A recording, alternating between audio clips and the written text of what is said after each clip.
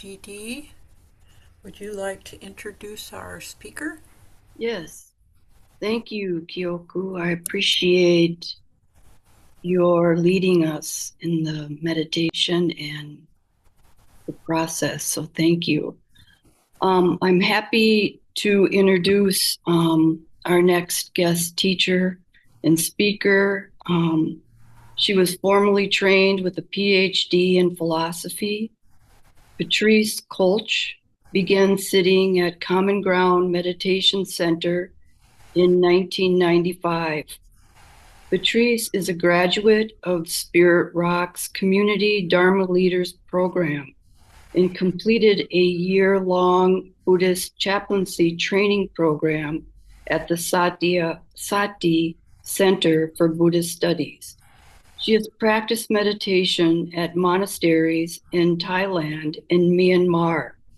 Patrice has provided hands-on care for persons in the last stages of HIV/AIDS and worked for many years in HIV education and client services. For more than 2 decades, she has been facilitating meditation groups in correctional facilities. She is on the board of the Minnesota Multifaith Network and volunteers with Isaiah in Faith in Minnesota to bring about a multicultural democracy, a caring economy, and a just climate future. So please welcome Patrice. Thank you for joining us. Well, thank you so much for inviting me. Is the sound okay for everyone? Great. So this morning, I'd like to offer some reflections on the Megillah Sutta. And this is a sutta in the Pali Canon that I did not know of until earlier this year, but found it very entertaining in a way and enlightening. And so my plan for today is to read through the sutta to the whole thing, then do a kind of close reading of it, a little dissection of it, and offer some comments about what I find particularly salient about it, and hope that we can have a discussion. So it's from the part of the Pali Canon called the Udana, and it's not as well known as some of the other collections in the Pali Canon. And the translation I'm reading is by Thanissaro Bhikkhu, and Megillah is spelled Meghiya, if anyone decides they want to look it up. So here it is. I have heard that on one occasion, the Blessed One was staying at Kalikans at Kalika Mountain, and on that occasion, Venerable Megillah was his attendant. And it's important to, I think one of the interesting things about this is that this sutta probably takes place early on in the Buddhist teaching career, because Ananda, his cousin, was his attendant for the last 25 years of his life. So having Megillah as his attendant suggests that the Buddha was probably in his 50s at this time, like 40s, maybe 50s. So it's in the middle of his teaching career. So on that occasion, Venerable Megillah was his attendant.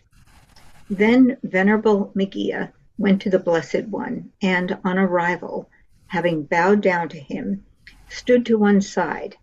As he was standing there, he said to the Blessed One, "I would like to go into Jantu village for alms." "Then do, Megillah, what you think it is now time to do." Then, in the early morning, Venerable Megillah adjusted his underrobe and, carrying his bowl and robes, went into Jantu village for alms. Having gone for alms into Jantu village, after the meal, returning from his alms round, he went to the bank of the Kimi Kala River. As he was walking up and down along the bank of the river to exercise his legs, he saw a pleasing, charming mango grove. Seeing it, the thought occurred to him, How pleasing and charming this mango grove! It is enough for a young man of good family, intent on exertion, to exert himself in meditation. If the Blessed One gives me permission, I would like to exert myself in meditation in this mango grove. So Venerable Megea went to the Blessed One, and on arrival, having bowed down to him, sat to one side. As he was sitting there, he said to the Blessed One, "Just now in the early morning, I adjusted my underrobes." And if anyone has ever seen the sort of robes that Theravadins wear, especially in Myanmar, they're always adjusting their robes. The underrobe is always kind of coming loose, falling off. So this is just so human that he mentioned he adjusts his underrobes. I adjusted my underrobe and carrying my bowl and robes went into Jantu village for alms. Having gone for alms in Jantu village, after the meal, returning from my alms round, I went to the bank of the Kimikala River.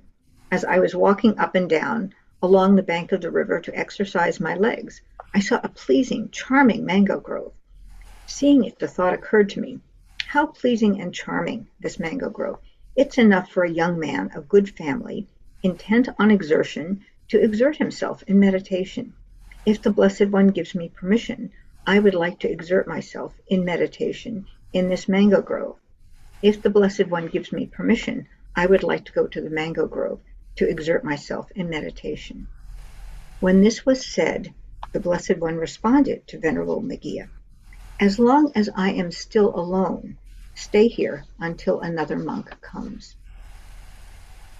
A second time, Venerable Megea said to the Blessed One, "Lord, the Blessed One has nothing further to do and nothing further to, to add to what he has done.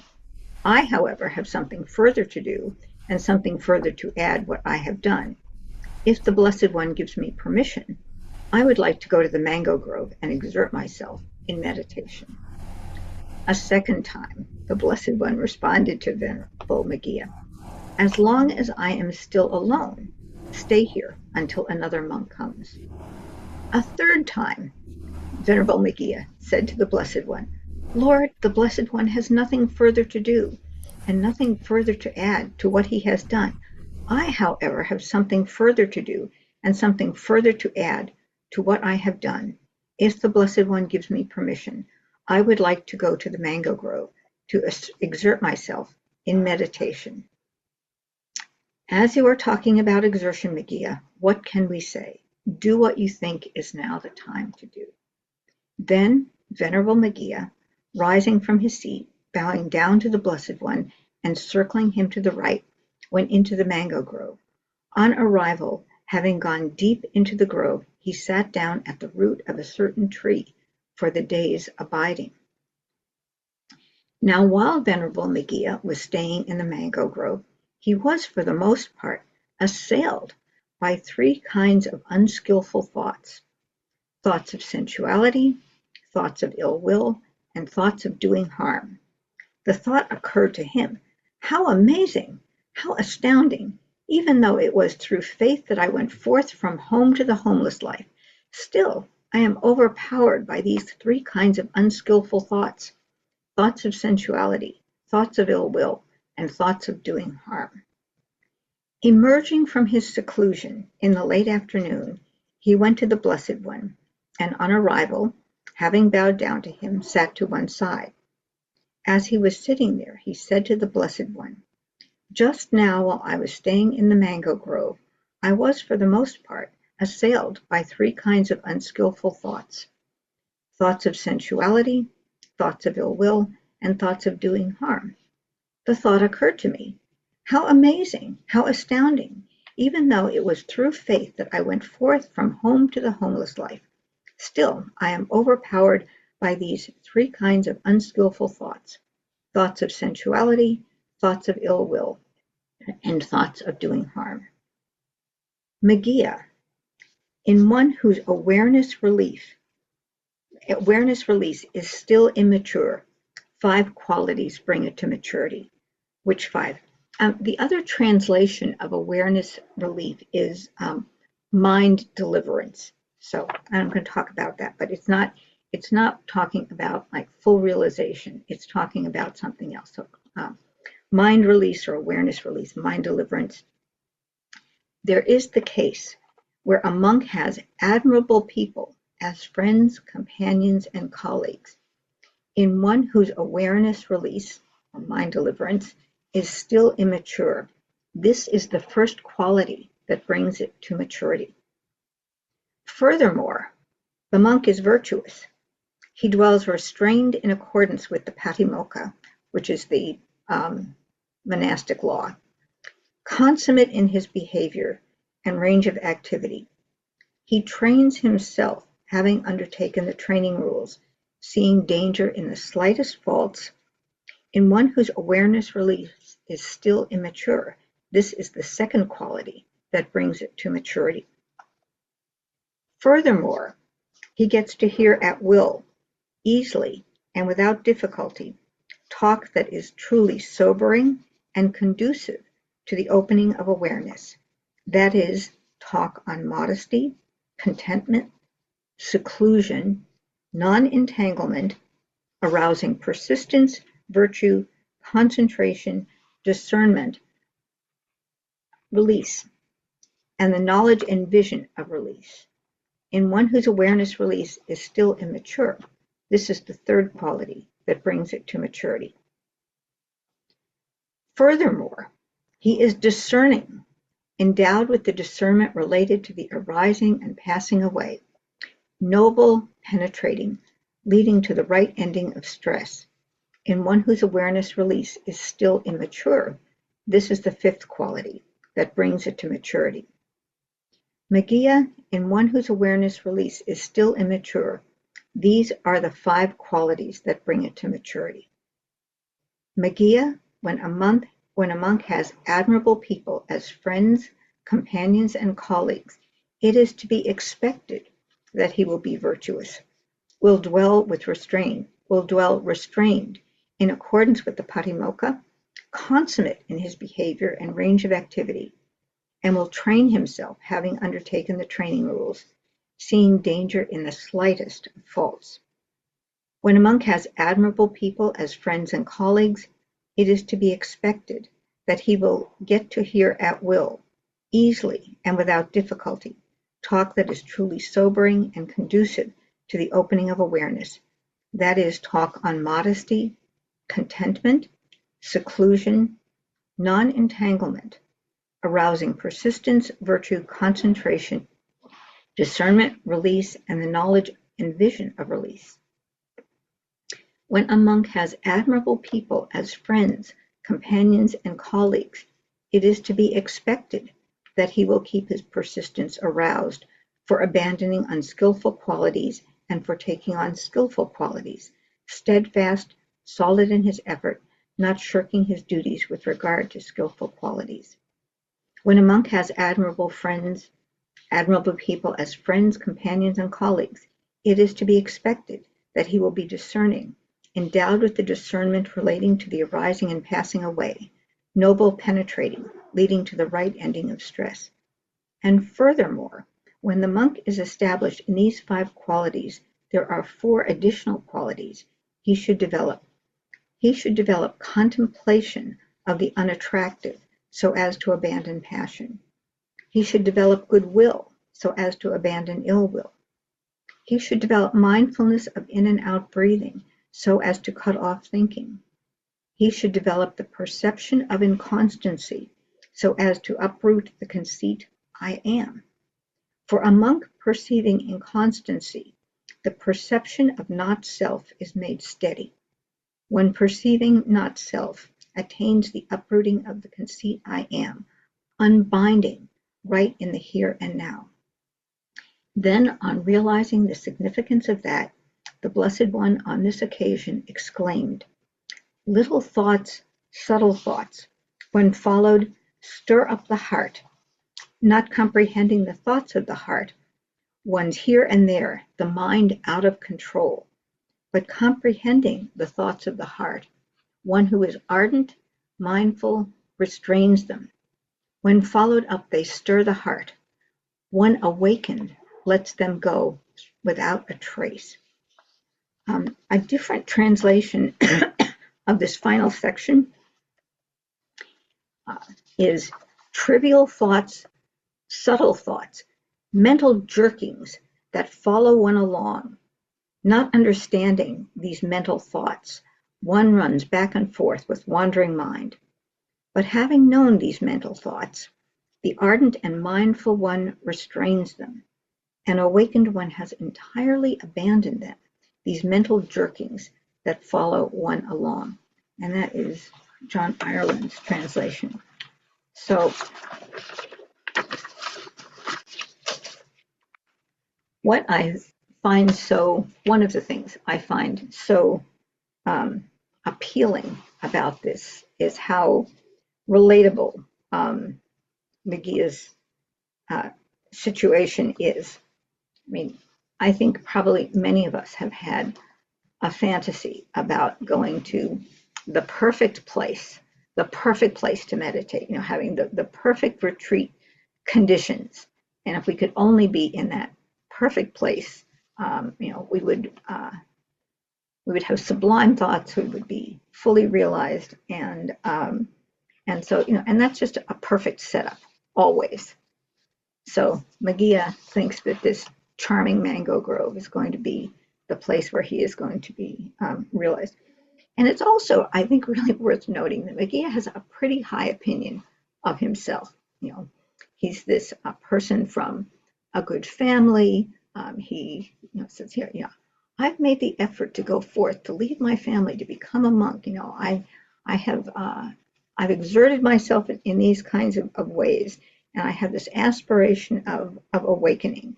And he's pretty full of himself, and he's not all that respectful of the Buddha. I mean, the Buddha asks him to wait till another monk comes along, and essentially he says, well, you've already awakened. You have nothing else to do. I have a lot to do. I still need to awaken. So it's a very it's an interesting exchange. And of course, as in all the scriptures, if you ask the Buddha for something 3 times, the Buddha grants the request. So Megia goes to the perfect place to meditate, the charming and delightful mango grove. And he spends the afternoon there and apparently just has a miserable time. And he's shocked by it. He's shocked that this didn't work out. He said, how amazing that these thoughts should come to me.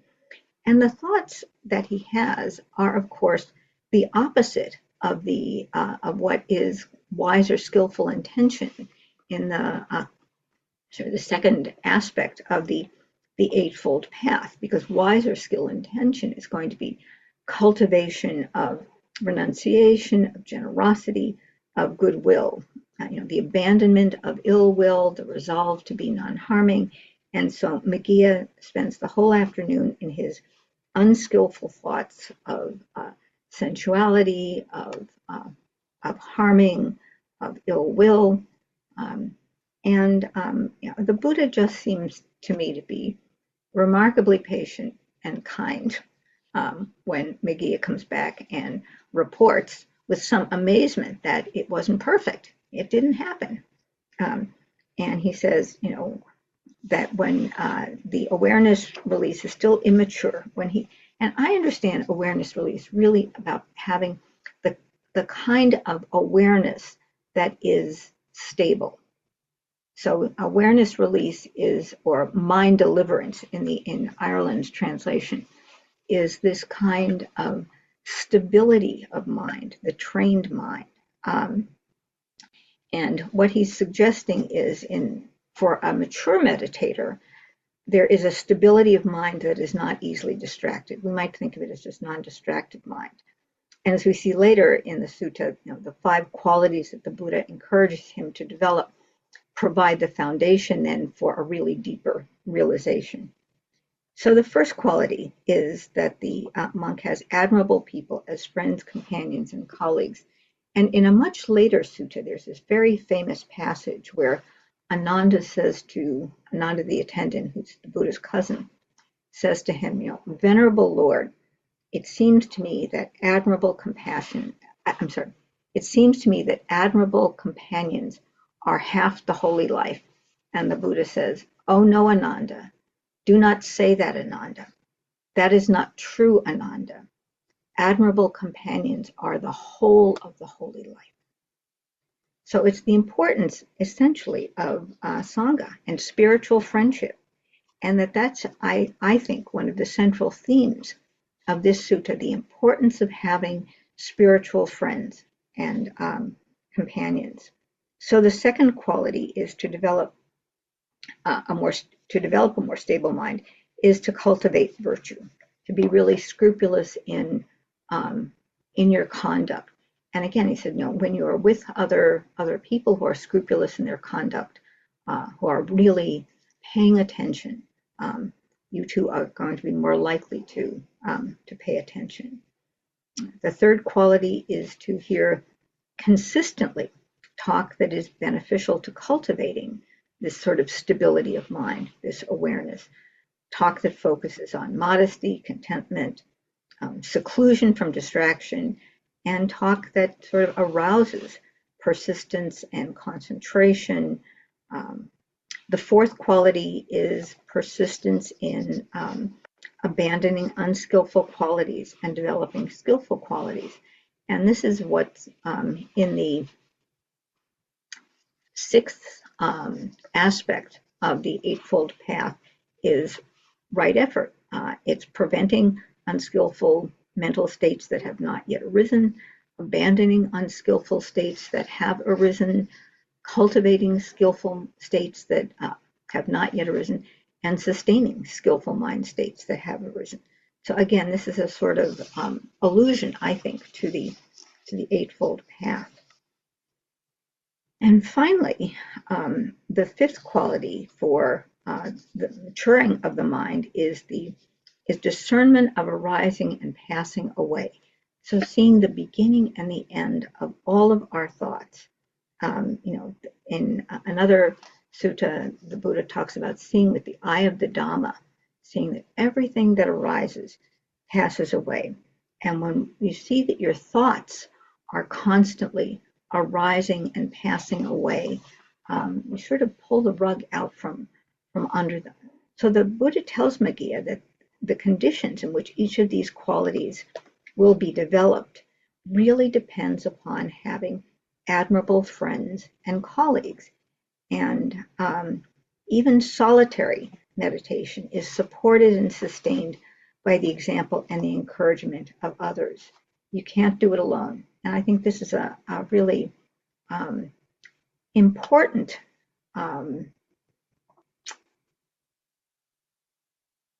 it's an important understanding that it's really living in Sangha that will enable Maggia to develop the stability that will allow him to penetrate the Dhamma more frequently and to ultimately have realization. And I think that at least here in the West, we've so often, and I think this is partly because of our kind of Western cultural focus on individualism, really focused on this notion of sort of the solitary meditator, that it's all kind of the individual striving. And the Buddha over and over again really emphasizes the importance of living in a community, of being with people who behave well, and that it's really the support and encouragement of others that help us lay the foundation to more deeply awaken. So the Buddha tells Maggia, once his awareness has been brought to a maturity, once he has a kind of stability of mind, then he can develop four additional qualities. Contemplation of the unattractive to quell any sensuality. And there is a famous contemplation in the Pali Canon of the 32 parts of the body. And it's hair, nails, teeth, urine, blood. It's to just, and I think particularly when we think about the audience that the Buddha is teaching, a lot of these are young men. So it's like, okay, so let's tone down the testosterone and think about the less attractive parts of the body.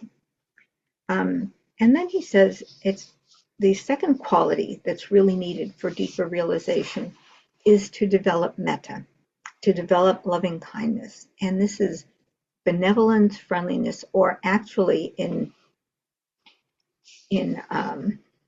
Pali, most of the positive qualities are expressed as a negation of the negative. So, for example, kusala would be unskillful, immoral, and akusala is moral and skillful. So, one way of interpreting the metta or goodwill is that it is the abandonment of ill will. And I've always taken heart from this because it seems like that's a relatively low bar. It's not that you have to really love your enemies. You just don't wish them to suffer for the sake of suffering. You know, it's just this. If you and I know that Thich Nhat Hanh, for example, urges people to really, you need to reconcile. But in the Pali Canon, it seems that it's much more this idea that you just abandon ill will. You don't have to reconcile. You don't have to see another person, and I think particularly if another person's been harmful. And it's not about justice either. It's about not wanting someone to suffer just for the sake of suffering. And I think when we experience Schadenfreude, we know what the Buddha is talking about here because we get that little frisson of, oh, this person's got what's coming to them, and that's an unskillful state of mind. So it's really to develop metta. And then the Buddha also says that you really need to develop mindfulness of in and out breathing, mindfulness of breath, to really cut off this sort of proliferation of mind. And in Pali, there's a wonderful word for this kind of proliferation of mind. It's called papancha, and it just really does sort of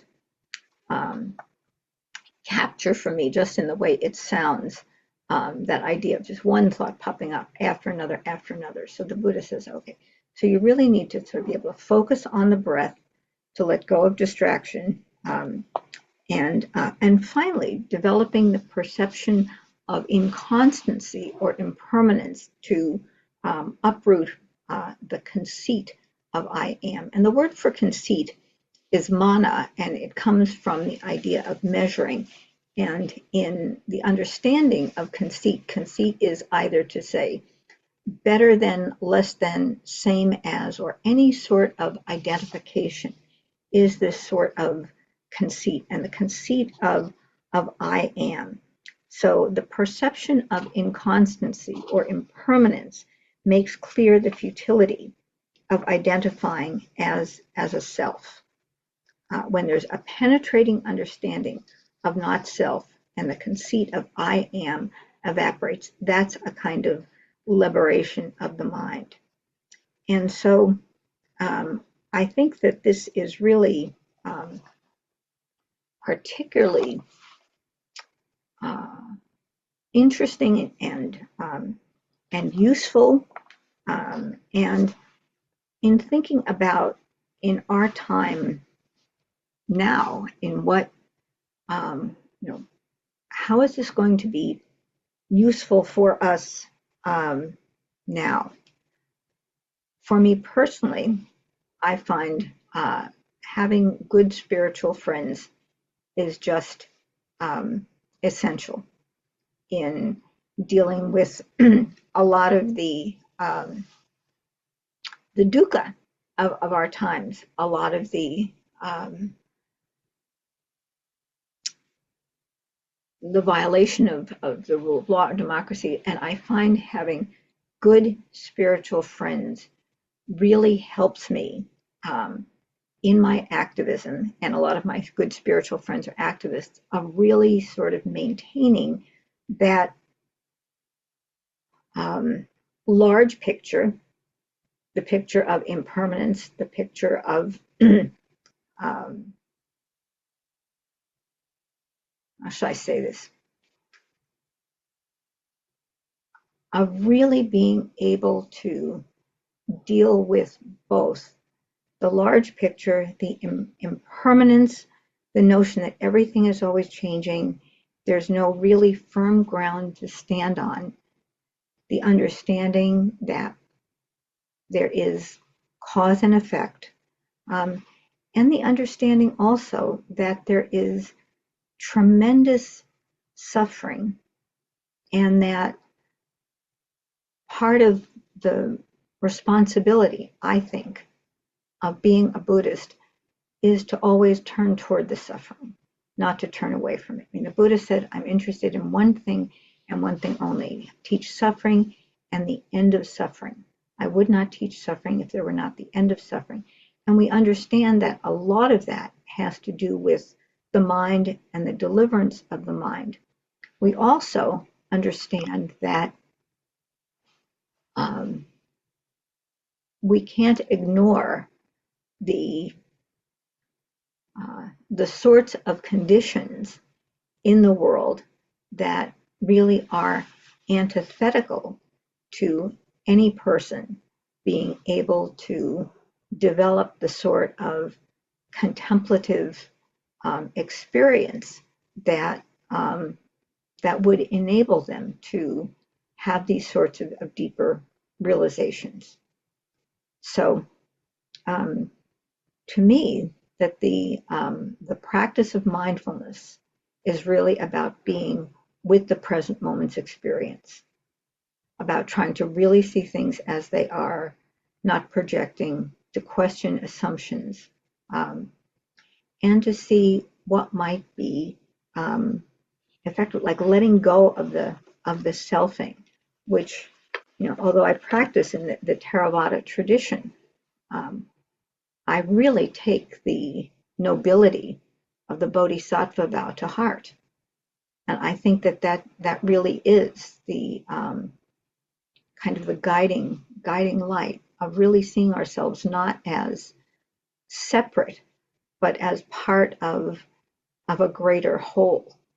I mean, I've come to believe that the most remarkable thing about us as human beings, as a species, is our tremendous capacity for care. I mean, a lot of other species are pro-social and they care about others of their kind. I mean, we see lots of animals, and there are even, if you do YouTube or Facebook, you see there are lots of sort of cross-species animal friendships and stuff like that. But, human beings, as far as we know, seem to be the only beings that can care about future beings, that can really act with an intention of non-harming future beings.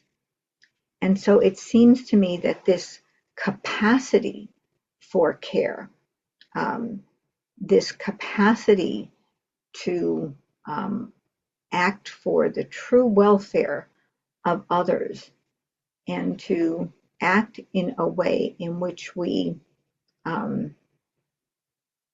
renounce our own self-centeredness, is really important. And I think that's really consistent with what the Buddha was saying in the Maggia Sutta. So the other thing that, just on a very practical level, because I've been thinking about this sutta a lot with the anticipation of talking about it, there have been a number of times just in the past few days when I really caught myself being impatient about something. And I just thought, the Buddha was really kind and patient with Maggia, who was this kind of disrespectful, young man who kind of was a hotshot. And it just really inspired me that the Buddha had such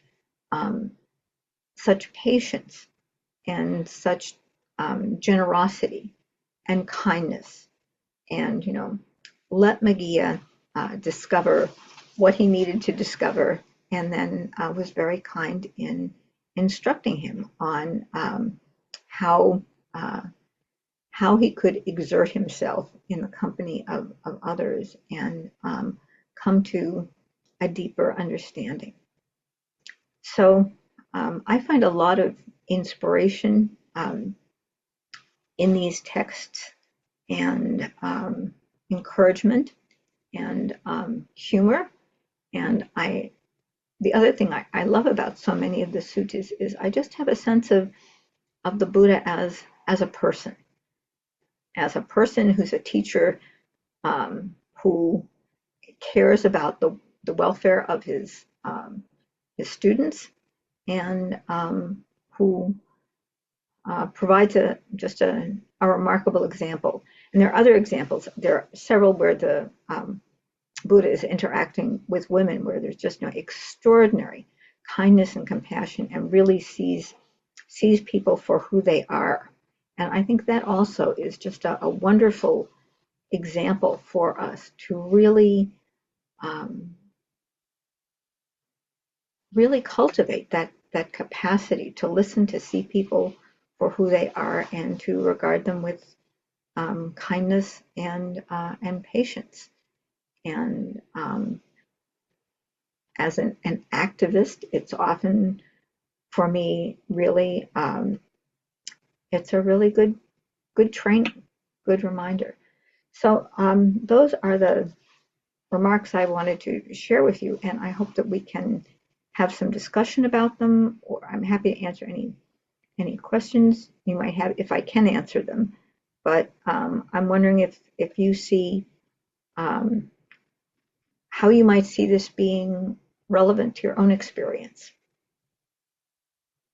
So please just unmute yourself and chime in.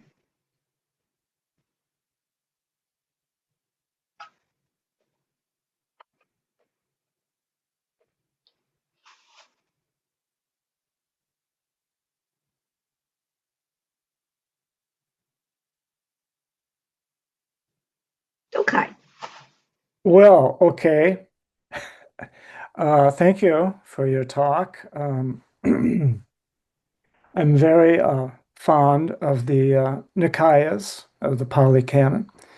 A little bit maybe unusual for a Zen priest, but I found that they really complement, I think, the Mahayana literature. And it seems to me I'm better off knowing both. I'm not an expert, of course, on either one, but there's just certain teachings in the Nikayas that I just don't find in the Mahayana teaching. And they go back to just what you kind of said here. The most common thing is you feel a real human thing from the Buddha coming, or the people around him, his disciples. Sometimes we might imagine he's like this perfect being, and we might imagine his disciples are almost perfect, but not quite, something like that. So the human quality just kind of emerges and emerges over and over again in the Nikayas. So it makes me feel like I'm not separate from those monks that the Buddha was teaching. And everything, they were experiencing, I experienced that kind of thing. And another aspect is I'm happy you brought up humor. You got to read like a 1,000 pages in the Nikayas to find one page that's kind of humorous, but I appreciate when I find that. And the other thing I'll say is I appreciate your insight into Madhya and I don't know this sutra that you were speaking of today, so that's helpful for me as well. But as you were speaking, I was about Madhya, who wants to go to the beautiful mango grove to meditate by himself. I'm thinking, yeah, that's what I'd like to do too. So, so you elucidated that he had a little arrogant personality. So, I mean, I like Hokyoji, but it's not perfect. It's like it's just too busy, too many things going on around here. I want to go to the upper valley where nothing's happening up there and just sit in a little hut for a while. But anyway, thank you for your talk, and I hope others bring for. Oh, one last thing is that I really appreciate what's been really moving to me when I've read the Nikayas is this concept of the conceit of I am. I mean, that's a high bar. That's a high bar. It's not like the conceit, like, oh, let's make Greenland part of the United States, or let's make United States the ultimate power of the entire world or the universe. Uh, it's going down just to that very conceit that I am. It's like that's a separation from the very beginning of a separation from our experience, just to assert our existence as separate from something else. So, but that's a subtle kind of conceit, but I really appreciate it. So, thank you for your talk, Patrice. Oh, you're so welcome.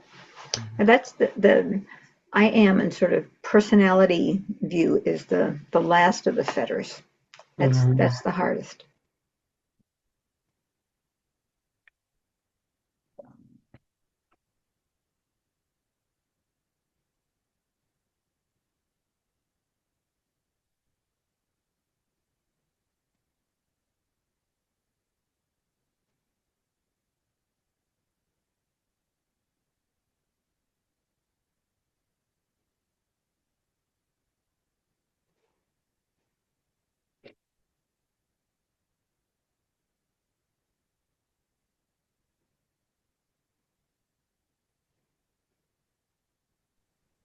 Wondering if I could just share.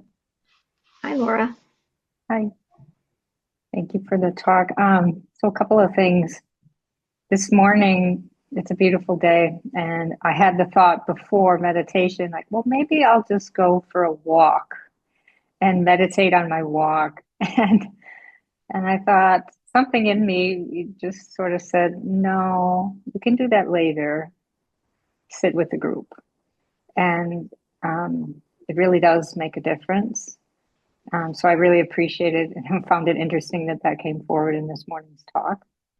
The other thing I'll share is it was extremely challenging a few months and last week at my job. And one of my friends called me during the week late at night, and I was very tired. And she was very excited about something and proceeded to tell me about it. And instead of saying, you know what, I would really love to hear about this, but I'm running on fumes. Can we do this another time? Instead, I just sort of brushed it off a bit. And she behaved badly. I behaved badly. Not terrible. We've been friends a very long time. So we ended the conversation in a pretty good place. Said, like, why don't we just go away and just, we're both tired. It's whatever. We'll come back around. And we did come back around yesterday. And we talked about the fact that we've been friends long enough where we can have the courageous conversations. And we talked about the value of that and the value of when you have a trusted friend or friends where you can do that, those are the people who help you awaken, or even when you're aware of certain things, they help be that sounding board and whatnot.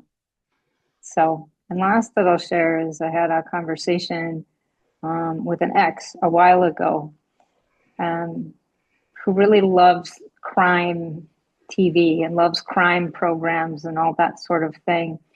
And he was asking why I preferred not to watch those with him. And I said, because I believe that what we expose ourselves to, whether it's the people we're around, things that we read, the programs we listen to, or the things that we watch, affect us.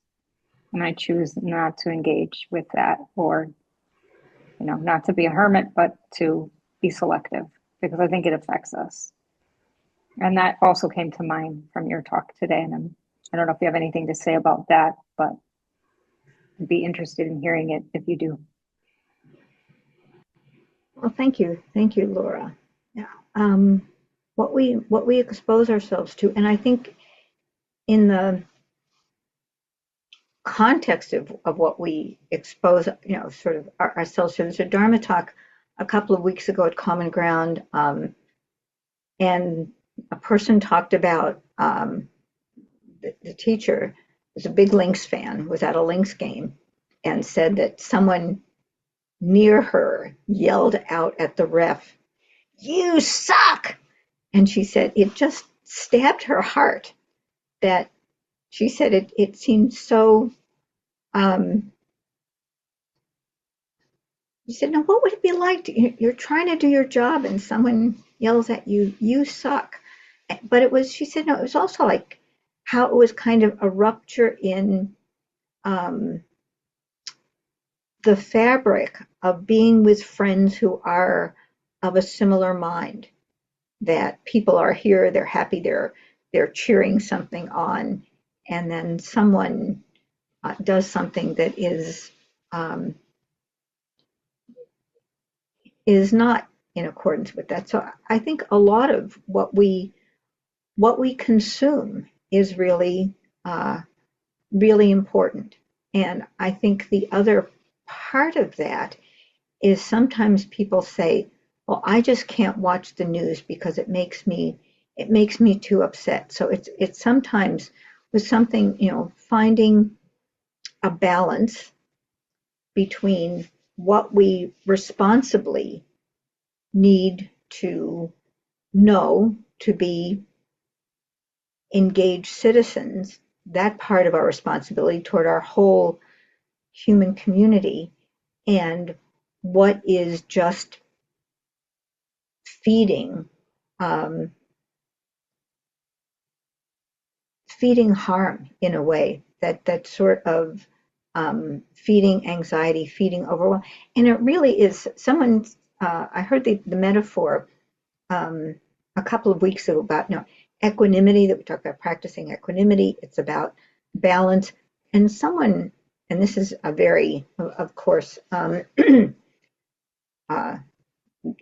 not be in the Buddhist time, but someone said equanimity is like riding a bicycle. That you're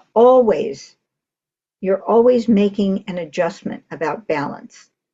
It's not that you get to sort of an equanimous place and it's stable, but equanimity is always about that sort of balance.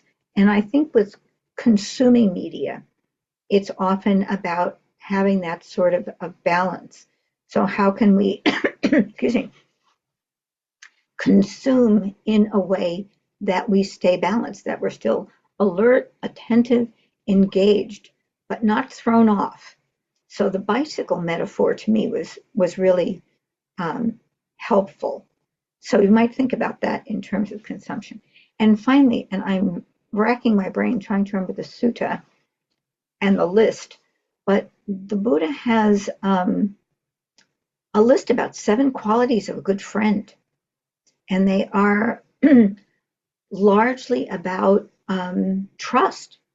A lot of it is about the friend is the person who can tell you what is painful, can hear what is painful, can it's and there's a wonderful book, of course, whose name I can't remember right now, about spiritual friendship. But the Buddha really did take friendship very seriously and talked about the 7 qualities of a good friend. And it's largely about being upright and trustworthy, that you can kind of open your heart to the friend. You can tell the friend your secrets, and the friend can tell you their secrets, and you hold them with respect. So I think that's also something that is really worthy, and that would be a great Dharma talk. And at the moment, I just can't bring it up where that list is and what the sutta is. But the Buddha was really concerned with friendship. When he tells Ananda, it is the whole of the holy life. And that's really to be taken pretty seriously, and to appreciate the sort of support that we get. I mean, here in the Zoom room, the support that we are giving each other to encourage our practice, to encourage our inquiry, to take each other seriously, to treat each other with respect. I mean, all of that is really important. And as you said, Laura, that the meditation, not just go for a walk and meditate, but making the effort to be with others, to support each other, is really, really important. And it's I think it is especially helpful when right now we're hearing a lot of people either become cynical, which I have come to think is really a form of intellectual laziness. And I'm trying to, what did I hear someone say? The point of a leader is to arouse,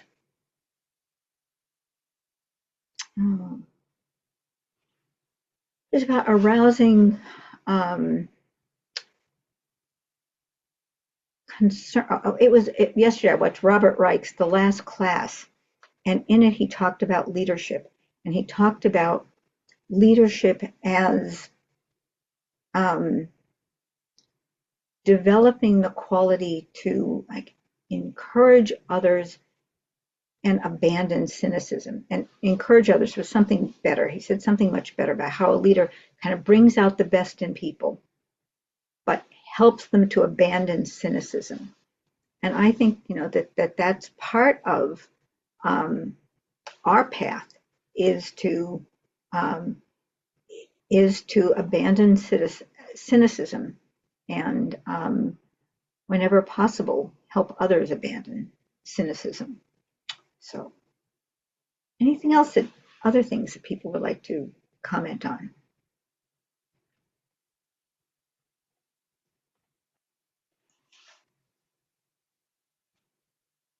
Good morning. Good morning. Hi. So, first, I have to say I didn't know much about you before.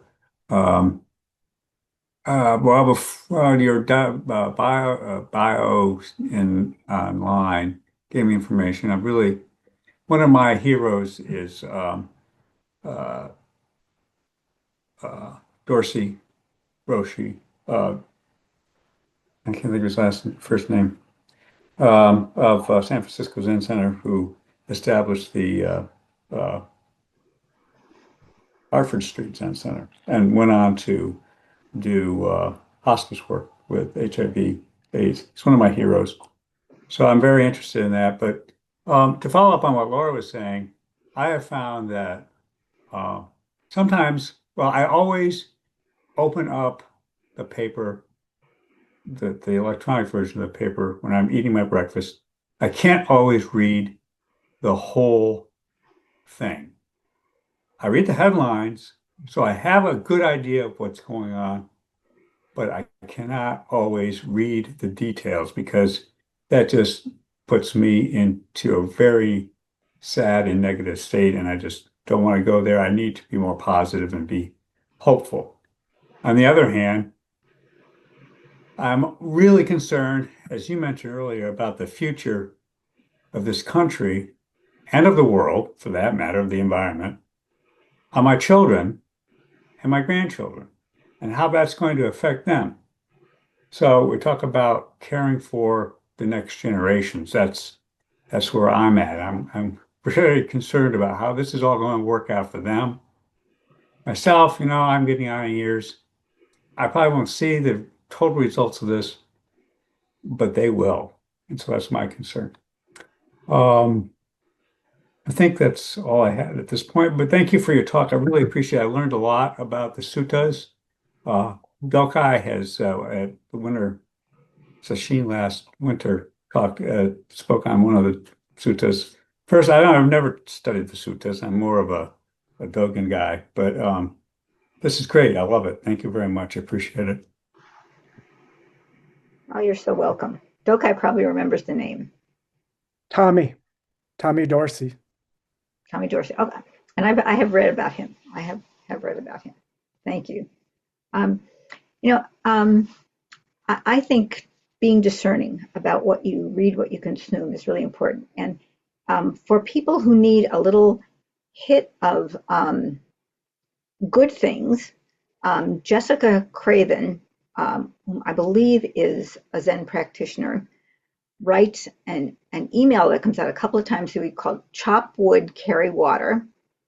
And she just lists all the good things that happen, like, some school board rejected banning books. I mean, it's kind of a national perspective. And at the end of it always, she said, okay, if you want to be a good citizen, you can call your senator, and here's a little script.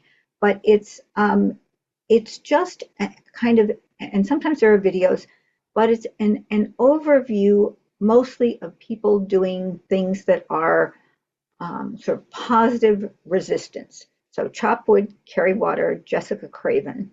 And I find that, this idea about balance, like I really need to, bring in the good, remember the good that people do, which is why on Facebook, I often watch something called The Dodo, which is mostly about animal rescue, or I read about, people taking care of, animals that are injured or rehabilitating them, or, finding instances of the goodness of people and realizing that it's so easy to, fear and sensationalism sell. They get our attention because of, we attend to things that are kind of scary. So, when we make the effort to find the good, and to do the sorts of things that, sort of help us regulate our own nervous systems, whether it's listening to music, spending time in nature. They say like hearing birds is something that really gets the parasympathetic nervous system going. And they said that's just ancestral because out in the savannah, our gazillions times ago ancestors, when they heard birds, they knew there were no predators. Birds only sing and make noise when there are no predators. So we have sort of been biologically, evolutionarily attuned to when we hear birds singing. It's nice. Although I will say the last retreat I did at Hokioji, the birds nesting under the eaves, I thought, will they never shut up? There was just incredible bird noise at Hokioji last spring. Often, I think, scolding the meditators for being a little too close to the nests in the eaves. But I try to remember that actually this is a really good thing to hear. So I know our time is almost up, but does anyone else like to say anything?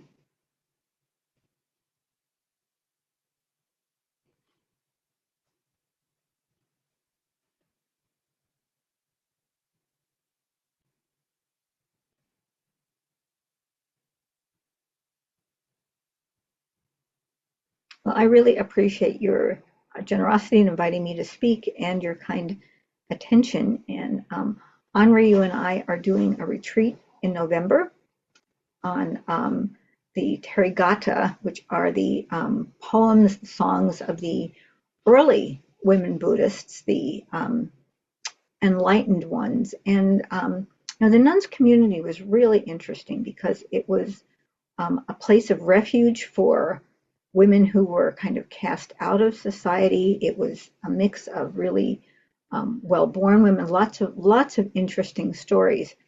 And these are all songs of liberation. So it's heartening to know that people who were in really dire circumstances found this sort of release, and they found it in community, which is also what's so interesting, that it was this supportive community that really enabled these women, often who had really difficult situations, to come to some real inner peace, to come to some realization.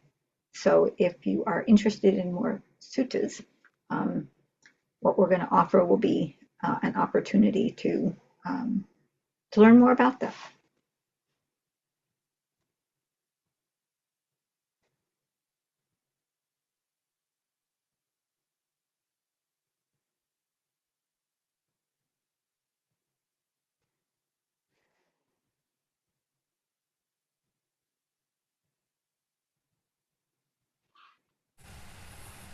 We're almost at the end of our allotted time. Do we have any final comments or questions?